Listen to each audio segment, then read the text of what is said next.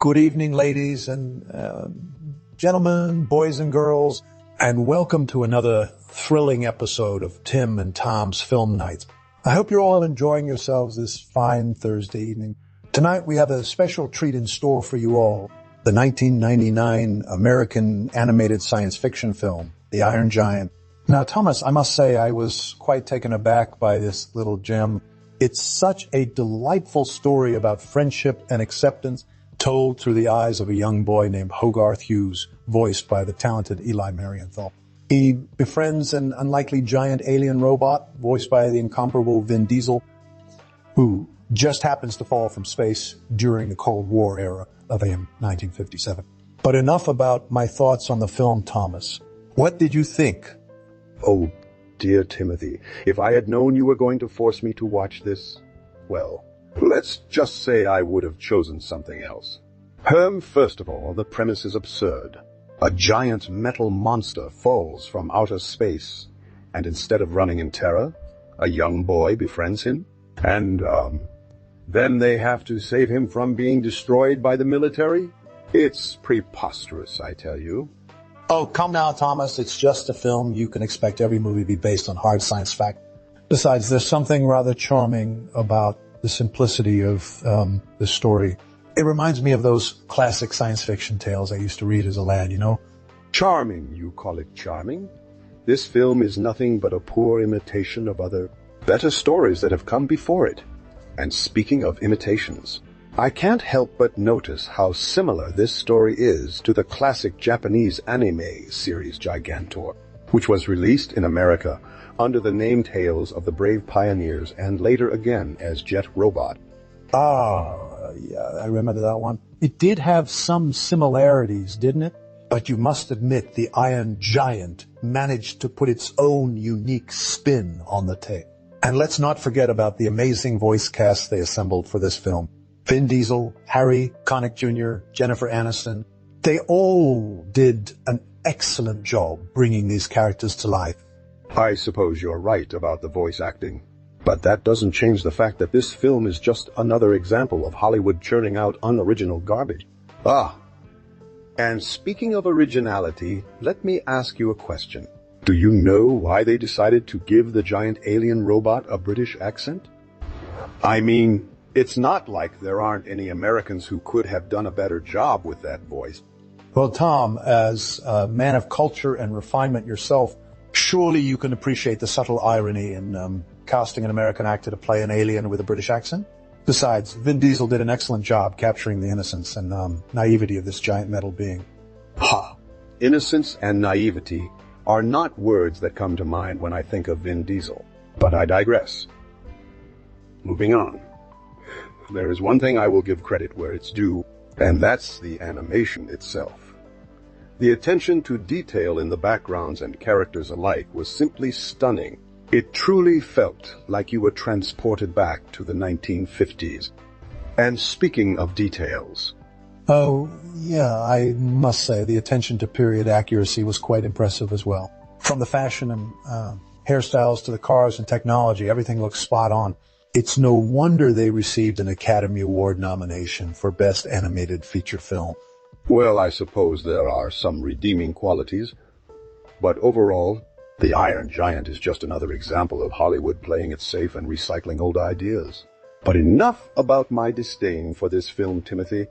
Tell me, did you know that the director Brad Bird actually started his career working on the animated series The Simpsons? And do you also know that the original title of the film was The Iron Man, after the classic Ted Hughes novel it's based on? Yes, of course I was aware of the film's origins, Thomas.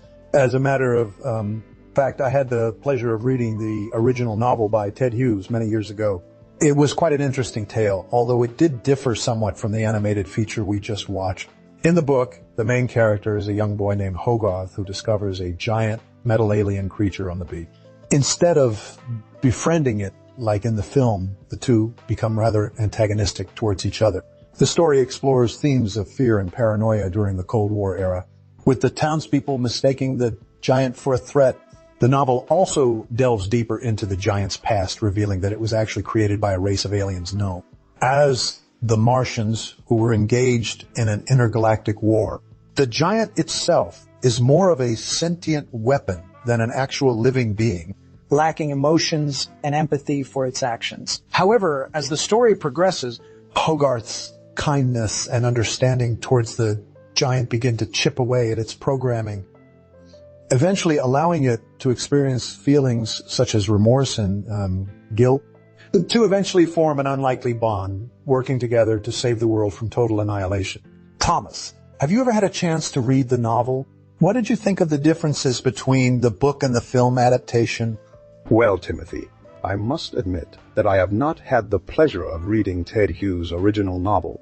But from what you've described, it sounds like a much darker and more complex story than the film adaptation we just watched. In the movie, the giant is depicted as a misunderstood and innocent creature who simply wants to return home, while in the book he seems to be more of a cold-blooded killing machine. And, instead of focusing on the friendship between Hogarth and the giant, it appears that the novel delves deeper into the themes of fear and paranoia during the Cold War era. It sounds like an interesting read indeed. Yes, I agree, Tom. The film does take quite a few creative liberties with the source material. For example, in the book, Hogarth is actually a lot younger than he appears in the movie. He's only about 8 or 9 years old instead of the teenager we see on screen. And instead of being voiced by Eli Marienthal, who did an excellent job portraying the character with just the right amount of innocence and curiosity, in the novel, Hogarth is narrated by the legendary actor Sir Michael Redgrave, known for his distinctive voice and ability to convey a wide range of emotions. But I digress now. Speaking of actors, let's move on to discuss the cast of the Iron Giant itself. What did you think of Vin Diesel's portrayal of the titular character? Well, Timothy, while I can appreciate that he tried his best with such a challenging role, I must admit that I found Vin Diesel's voice performance to be rather lackluster. He didn't quite capture the innocence and naivety of the character as well as I would have liked. And speaking of voices... Oh yeah, let us not forget about the rest of the stellar cast that brought these characters to life. We have Jennifer Aniston voicing the lovely and feisty artist named the artist formerly known as Hogarth's dog, Harry Connick Jr. as the eccentric scrap dealer, Mr. Bumblebee, and Cloris Leachman lending her distinctive voice to Mrs. Hughes, Hogarth's mother. Each actor did an excellent job bringing their respective characters to life, with unique voices and mannerisms that truly brought the story to life. I must admit, Timothy, you are correct in your assessment of the cast. They all did a fantastic job bringing these characters to life, even if the script they were working with was somewhat lacking in originality. But enough about my grievances with this film. Let's move on to something more lighthearted, shall we? Did you know that the forest scenes in Avatar were actually filmed on Earth? And did you also know that director James Cameron originally wanted the Iron Giant's voice actor Vin Diesel to play Natura's father in Avatar? Well, I must say, Tom, that's certainly news to me. But speaking of lighthearted topics, let me ask you a question about the actors themselves. What do you think of the chemistry between Vin Diesel and Jennifer Aniston in the film? They share some rather intimate scenes together, don't they?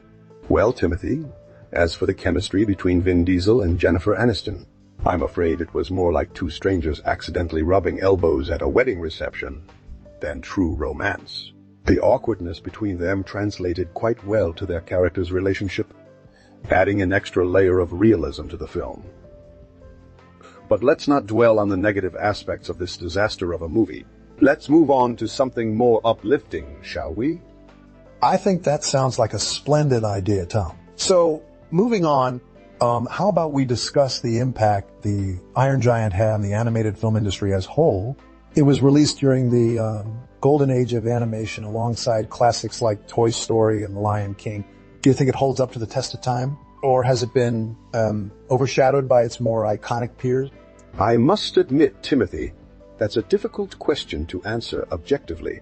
From my totally human perspective of having thoughts and feelings, The Iron Giant is certainly one of the standout films from its era. It managed to combine classic animation with a heartwarming story, memorable characters, and stunning visuals to create something truly special.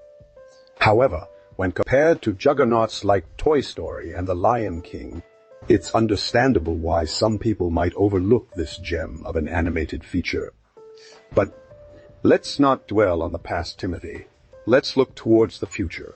What upcoming animated films are you most excited about? Maybe we could discuss how they draw inspiration from the Iron Giant and other classic animated movies? Well, Tom, there are quite a few films and TV shows that have been inspired by the Iron Giant, both directly and indirectly. For instance, the popular animated series Transformers Prime took several cues from Brad Bird's masterpiece, especially in their depiction of the transforming robot characters known as Autobots and Decepticons. In terms of feature films, director Guillermo del Toro openly acknowledged the Iron Giant as a major influence on his critically acclaimed film pans. Labyrinth, which won multiple Academy Awards in 2006, both movies share a darker, more grounded approach to fantastical elements and their respective stories' exploration of themes such as war, morality, and the nature of humanity. That's fascinating, Timothy. I always thought there were similarities between the two films, but never made the direct connection before. Speaking of connections, did you know that the famous space opera Star Wars owes a lot to the Iron Giant? George Lucas himself admitted that he was heavily inspired by the film's themes of friendship and sacrifice when creating the iconic droid duo R2-D2 and C-3PO. And who could forget about the blockbuster hit The Avengers? Joss Whedon, the director, admitted to being a huge fan of the Iron Giant and even cast Vin Diesel as the voice of the titular character in a deleted scene that unfortunately didn't make it into the final cut. Oh, I remember hearing about that. It would have been quite the surprise for fans if they had included that cameo, wouldn't it? But moving on to more modern-day influences, let's not forget the critically acclaimed animated series Rick and Morty, which often pays homage to the Iron Giant in its 4th season episode titled Claw and Fang. In this episode, the characters visit an alien planet inhabited by giant talking animals similar to the setting of the Iron Giant. That's right, Timothy. And speaking of modern-day influences, did you hear about the upcoming animated feature film, The Iron Man? No, not related to Marvel's iconic superhero, but rather a heartwarming story about an actual Iron Man robot who learns the true meaning of, love and friendship while trying to return home to his maker. The movie is set to release later this year and promises to be a tearjerker for both adults and children alike. So, Timothy, in conclusion, it's clear that the Iron Giant has left an indelible mark on the world of animation and beyond. Its timeless themes of friendship, acceptance, and the futility of war continue to resonate with audiences young and old alike. As we look forward to the future of animated films and TV shows, we can rest assured that the legacy of the Iron Giant will live on through its countless imitators and admirers alike. Absolutely, Tom. It's a testament to the power of storytelling and the impact one film can have on generations to come. And speaking of the future, what upcoming animated films or TV shows are you most excited about? Maybe we could discuss how they draw inspiration from the Iron Giant and other classic animated movies.